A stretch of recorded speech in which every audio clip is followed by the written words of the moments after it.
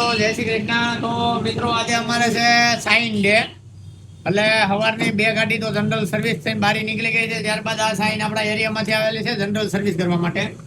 પણ જેટલી સાઈન આવી ને મિત્રો, એ બધા સાઈનમાં કાર્બેટરની અંદર જ ફોલ્ટ છે. કોઈ પણ નું કાર્બેટર તમે ખોલો એટલે અંદરથી ધોળી જેવી ધૂળ જેવી કેવી નીકળે, એમ ધોળી આખી સારી વળી ગયેલી છે. બધી સાઈનમાં એ પ્રોબ્લેમ છે. તો બધી સાઈનને આપણે કાર્બેટર સર્વિસ કરવાના છે. અને કાર્બેટર સર્વિસ કર્યા પછી પણ આપણે કોઈને ગેરંટી આપતા નથી કે આવડી આ વસ્તુ આમનામ રહે, બરોબર? તો એ ઇથેનોલ ના હિસાબે એવું બધું થતું હોય તો આગળ લો પાછળથી લઈને આગળ લગન છેન છકર ને આમ તેમ જે કાંઈ છે એ બધું કરી નાખવાનું છે. ત્યારબાદ આ ગાડી રહીને મિત્રો, આ સાઈન આપણી પાસે અંકલેશ્વર થી આવ્યું છે. જે ભાઈએ લગભગ આ ભાઈનું નામ હિરેનભાઈ કે વીરેનભાઈ છે.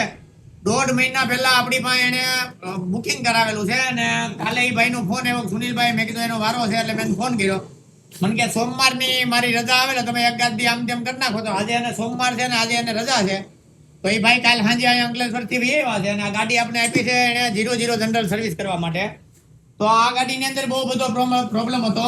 આમાં પાછળના લાઇનર, ડ્રમ લોબર, સેન છકર, બેરિંગ, ક્લચની એસેમ્બલી, હેન્ડલનો લોક, સ્ટેરિંગ કોન્સેટ, આવું બધું નાનું મોટું જે કાંઈ કામ હતું એ બધું આખું ક્લિયર કરીને અમે 00 સર્વિસ કરી દીધી છે.